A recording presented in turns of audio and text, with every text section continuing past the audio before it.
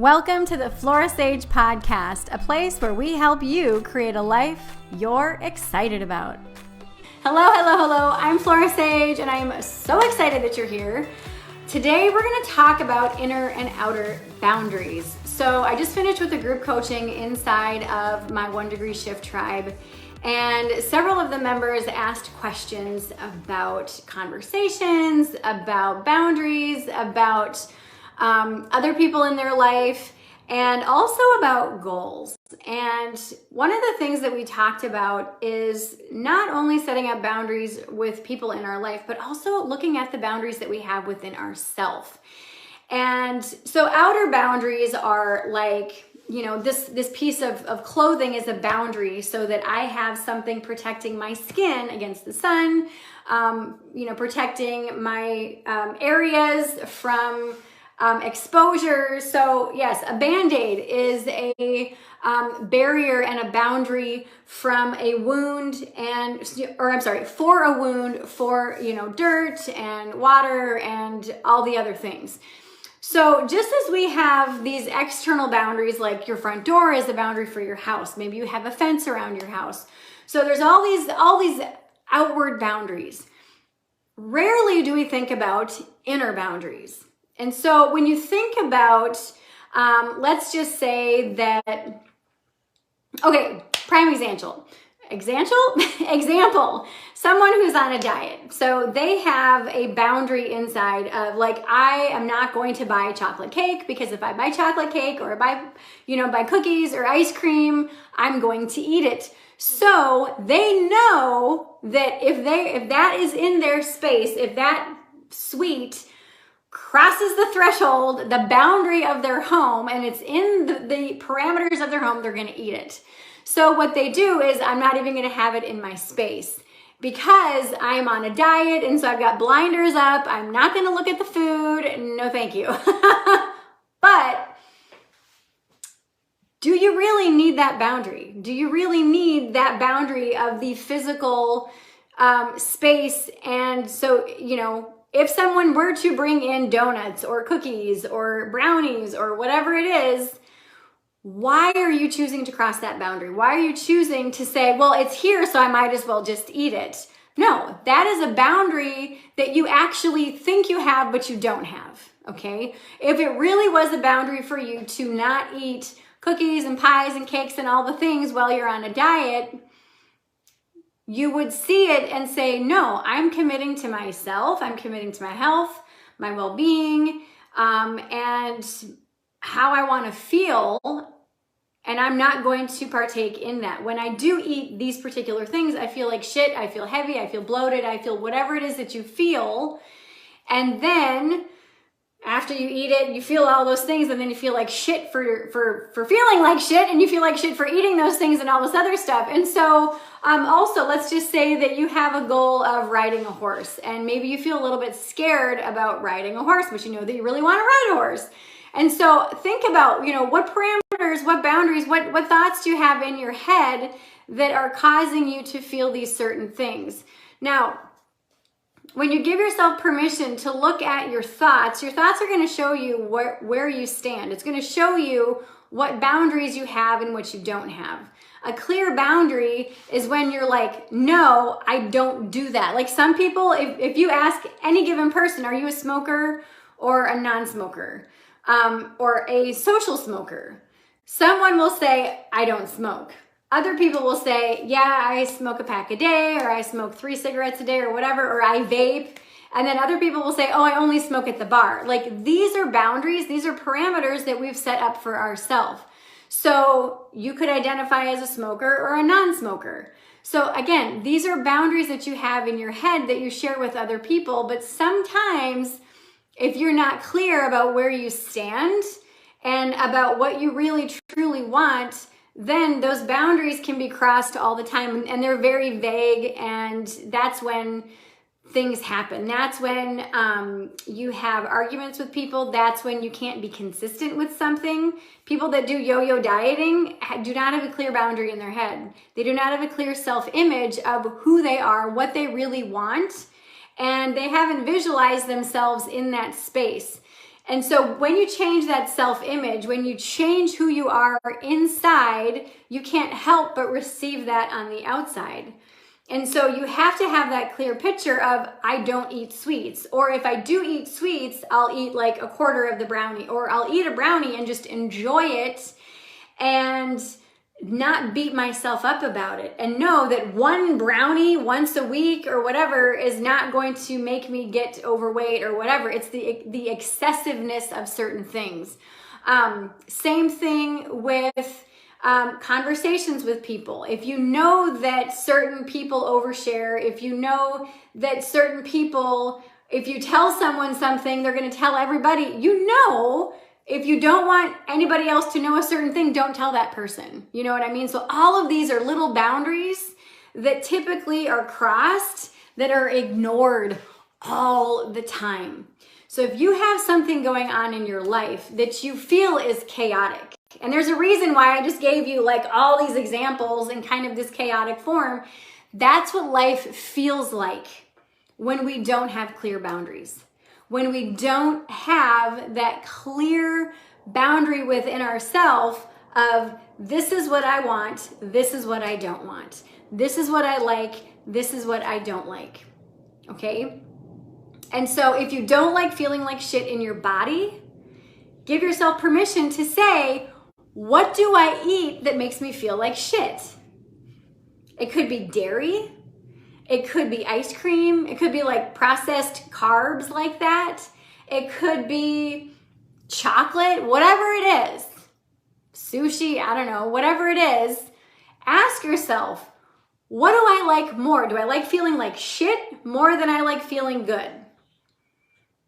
You have to get clear about this, okay? Because when you get clear about what you like and what you don't like, and then ask yourself, like, let's just say that you love ice cream, but ice cream doesn't love you. Maybe when you eat ice cream, it makes you feel like crap. Maybe you go diarrhea. Maybe you get bloated. Maybe you get itchy. Maybe you just get all the random things that happen when you eat ice cream and you're just like, oh my gosh. I used to be that person. I love ice cream, but I don't love how it makes me feel. And therefore, I don't eat it anymore. I choose not to partake in ice cream because it does not agree with my body. And I like feeling good more than I like the taste of ice cream and the experience of ice cream.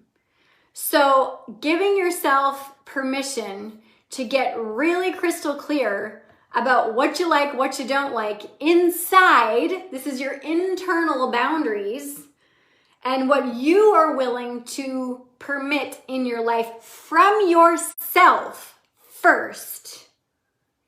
Then you can address the stuff outwardly.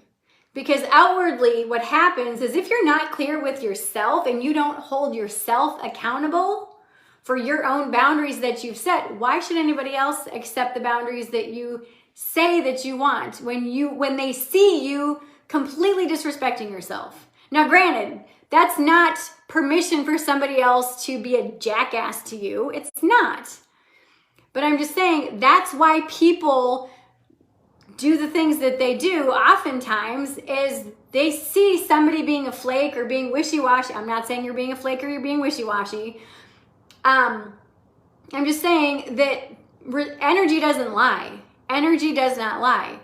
And oftentimes, if we are with people that don't respect boundaries and things, oftentimes they probably don't respect their own boundaries either. They probably may not even know what boundaries are for themselves. You know what I mean? Okay, so hang on. I've got someone in the comments. Okay, so Samantha says, I was very annoyed with my friend recently who brought butter tarts to my house knowing I was staying away from sweets. You just crossed a boundary, LOL. But I'm thinking what your point is. I can't just be upset with my friend because they didn't cross it. It's because it's my choice to cross it, that the boundary to eat them or not. Exactly. Yes. Yes, yes, yes. Oh my goodness. Yes. Yes. This is huge. You can choose. You have the power of choice. You are very powerful, my friend. You have the choice to cross over that threshold, to cross over that boundary. You have the choice. All you have to do is decide I'm not eating sweets. I don't eat sweets, or I don't eat specific sweets, or I don't eat sweets on Monday through Friday, or whatever it is. Like, you decide what your boundaries are. Okay? So if you are having issues with people in your life, okay, that's not an excuse for them to be a jerk for you. But if you're having issues with people in your life, crossing your boundaries, oftentimes you haven't articulated your boundaries to them or for them. But also, more importantly, maybe you haven't articulated and created boundaries for yourself, or looked at the boundaries that you have for yourself. So one of the things that I would recommend that you do today is do just this. Look at and reflect, what boundaries do I have for myself that I'm choosing to ignore and cross over and kind of be a jerk to yourself? Because, I mean, ultimately, if you feel like shit after eating onions, or after eating milk or dairy or ice cream or bread or whatever it is, and you continue to eat that, you are harming yourself. You are crossing your own boundary. So when others hear you say, when I eat ice cream, I feel like shit, but fuck it, I'm going to eat it anyway, they're seeing that inconsistency with you. They're seeing the inconsistency with your boundaries and your standards and what you will and will not tolerate. And subconsciously and energetically and vibrationally, that tells them, okay, so I can be that inconsistent with her as well, because I'm kind of that way with myself also. Dee Dee says, question, how do you address that to someone who you've tried to explain about boundaries, but they just don't get it? I've learned to walk away, yet it hurts because I do value the relationship, but I can't stand that I have to make the decisions for them because they can't make their own decisions. So you've explained boundaries to them, but they don't get it. Have another conversation with them, if you can, and have them articulate back to you what you said. So this is called mirroring. And so say, I want to try a little exercise with you if you want to. I mean, of course, ask their permission if they want to participate in this. And say, this is what's going on. And this is my boundary. Now, one of the things that we talked about inside of the 1 Degree Shift Tribe is a dialogue script. It's actually in my book. It's in my book, The 1 Degree Shift. And the dialogue script is a very, very powerful conversational tool. I'll tell you. Okay, the dialogue script is from chapter 5. Let me go to that chapter so that I can tell you what page it's on, because I know a lot of you have this book. So, chapter 5 is all about creating boundaries. It's on page 45 is when it starts. And the dialogue script is on page 49. So what the dialogue script says is, when blank happens, I feel blank because blank, and what I really need is blank. So, Dee Dee, I would recommend that you use this dialogue script when you talk with your friend. And the whole chapter talks about boundaries, what they are, what happens when they're crossed, all the stuff. And so avoid using always and never when you are speaking with your friend. Like, you always do this or you never do that. Rarely is something always or never, okay? So avoid using absolutes, but share with them, when this happens, I feel this way because of this, and what I really need is this. So you're posing a solution to the issue that you guys are having.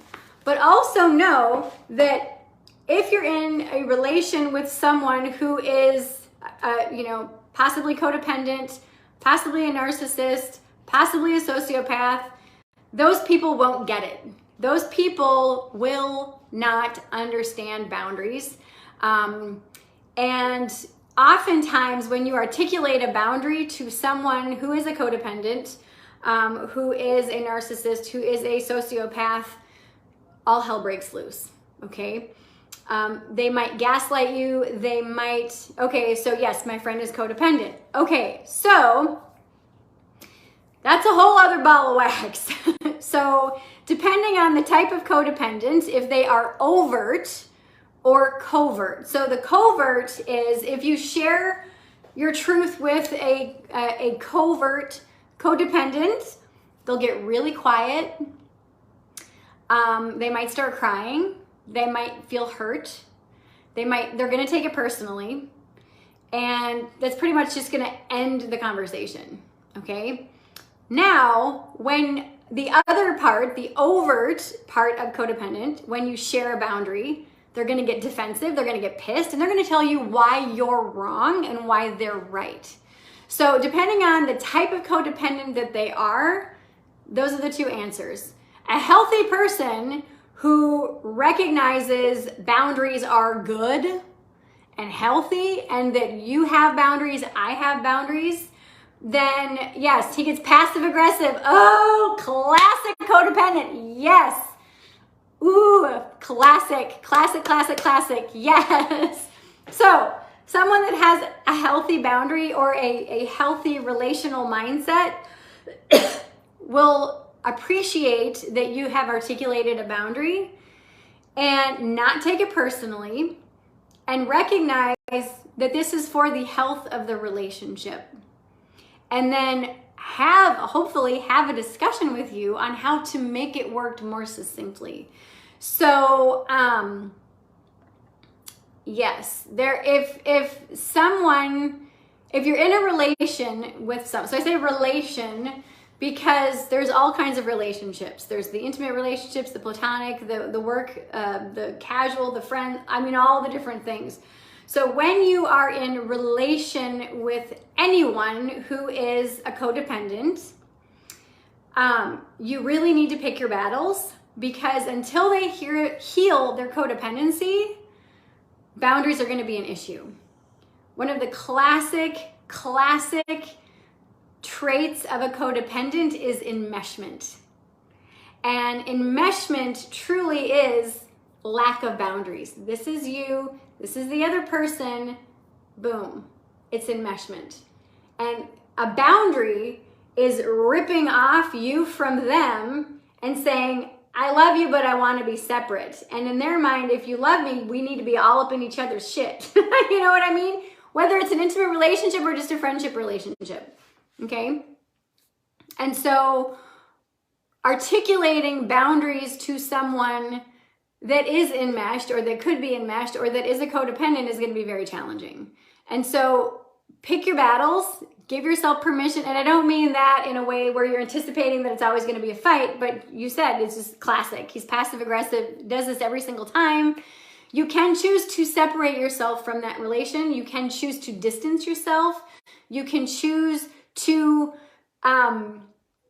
only talk with that person about certain things. And you can be firm and just say, look, I am not okay with this, and call them out on the passive aggressive behavior. I am not okay with you being passive aggressive because I'm standing firm in my boundary. And when you call them out, especially an overt codependent that you call out, they'll get pissed, they know you're right, and they walk away, typically. So, but if they get pissed, that's not your problem, okay? Now, try to use tact when you're talking with the person. Try not to be an asshole, but give yourself permission to just pick your battles. So she says, yes, it's hard to bite my tongue now. He and his wife are very codependent, but he claims he wants to be polite and respectful, but he doesn't know the difference. Yes, that is often the case. Yeah, and you can't, you can lead a horse to water, but you can't make him drink. You can teach a horse to jump, but you can't make him jump when you want. Unless you're a really trained horseback rider. I'm kidding. But, ultimately, give yourself permission to look at what boundaries you have in your life, Dee Dee, and say, am I willing to let codependent people in my life? Am I willing to continue to let this energy influence me? And if it's not a healthy relationship, if it's not a healthy dynamic, you can choose to just distance yourself and just not hang out with them as often as you used to. And if you have to hang out with them, just do as little interaction as possible. You know what I mean? And that's a boundary that you can set up with yourself. So let me know if this helps you. But yes, I love this. And we just spoke for an hour, or not spoke, we just connected for an hour inside of the 1 Degree Shift Tribe about this very topic, about really digging into, and we had somebody talk about horseback riding and her daughter. We had someone talk about and ask questions about her oldest, or I think one of her, I'm not actually sure if it's her oldest son, but her 21-year-old son, about dishes and laundry and household chores and things like that. We also talked about, oversharing when it comes to the work environment. And we had so many aha moments with our clients, and it was absolutely incredible.